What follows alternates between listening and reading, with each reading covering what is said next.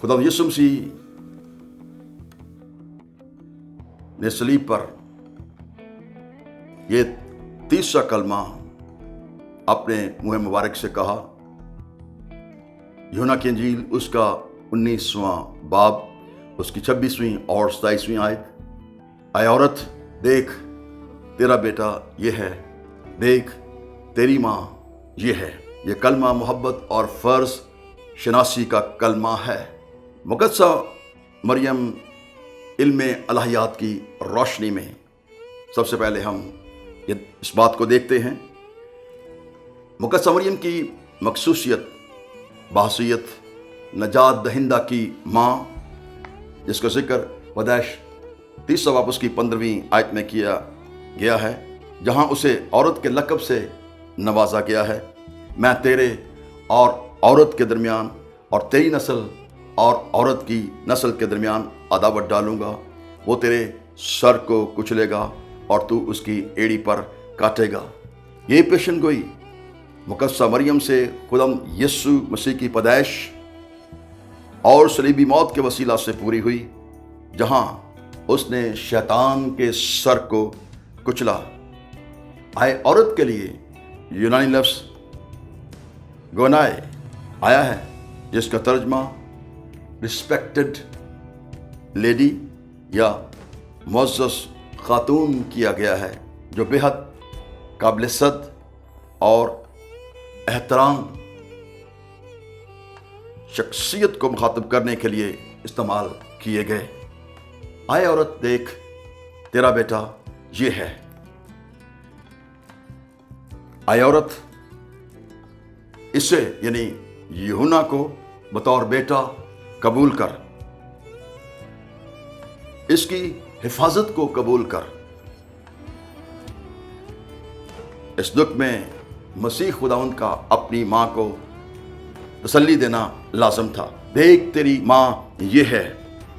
फिर शागिर्द से मुखातब होकर कहा, देख तेरी माँ ये है।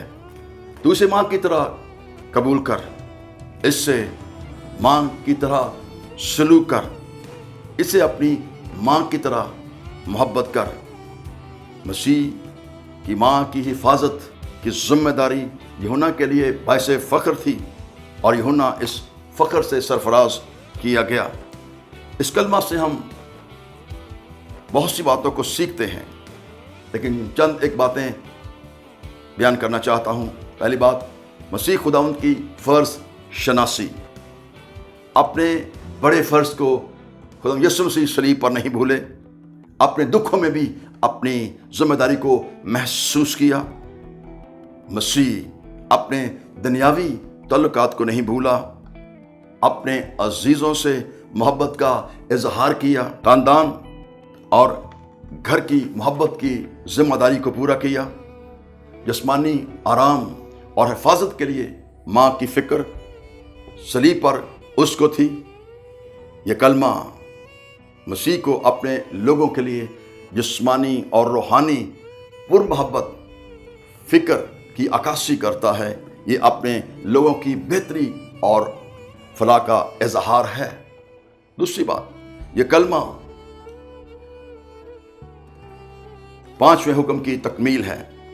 खरूज 20वां बाब उसकी 13वीं आयत में लिखा है, तू अपने बाप और अपनी माँ की इज्जत करना, ताकि तेरी उम्र उस मुल्क में जो खुदावंद तेरा खुदा तुझको देता है दराज हो। फिर मिसाल 23वां बाब उसकी 22वीं आयत में लिखा है, तू अपने बाप का जिससे तू पैदा हुआ शैनवा हो और अपनी माँ को उसके बुढ़ापे में हकीर ना जान। इफ्सियों पहला बाब इफ्सियों 6वां बाब उसकी पहली 3 आयत में लिखा है, आए फर्जंदो खुदावंद में अपने माँ बाप के फरमाबरदार रहो, क्योंकि वाजिब है अपने बाप की और माँ की इज्जत कर। ब्रैकेट में है, ये हुक्म है जिसके साथ वादा भी है, ताकि तेरा भला हो और तेरी उम्र ज़मीन पर दराज हो। खुदावंद यीशु मसीह ने दुनिया पर ये ज़ाहिर कर दिया कि वो अपने दुख को तो भूल सकता था, मगर अपनी प्यारी माँ को वो नहीं भूला, ना उसको भुला सकता था।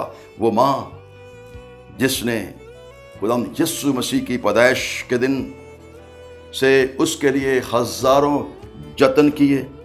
मसीह खुदावंद फरमाबरदार बेटे की हैसियत से अपने फ़र्ज को बड़ी खुश असलूबी से सर अंजाम देते हैं।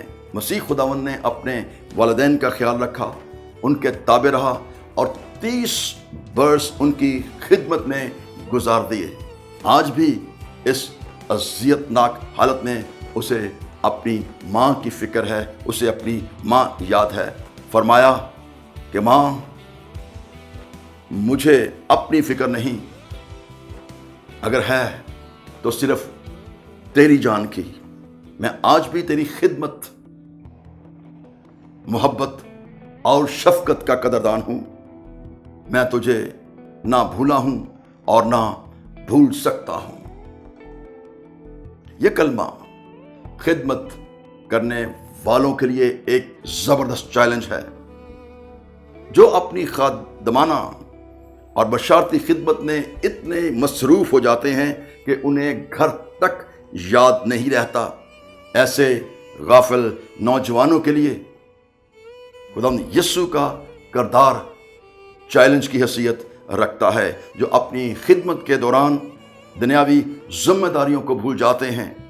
अक्सर देखने में आया है कि कलीसियाई रहनुमा और वो लोग जो किसी न किसी तरह खुदा की खिदमत में मसरूफ़ हैं, उनके अपने काम में दिलचस्पी और मसरूफियत ख़ानदानी जिम्मेदारियों में लापरवाही का सबब बनती है और रूहानी और ख़ानदानी जिम्मेदारियों में वो तवाज़न करना खो बैठते हैं। ऐसे लोगों के लिए ये कलमा जो है वो चैलेंज है।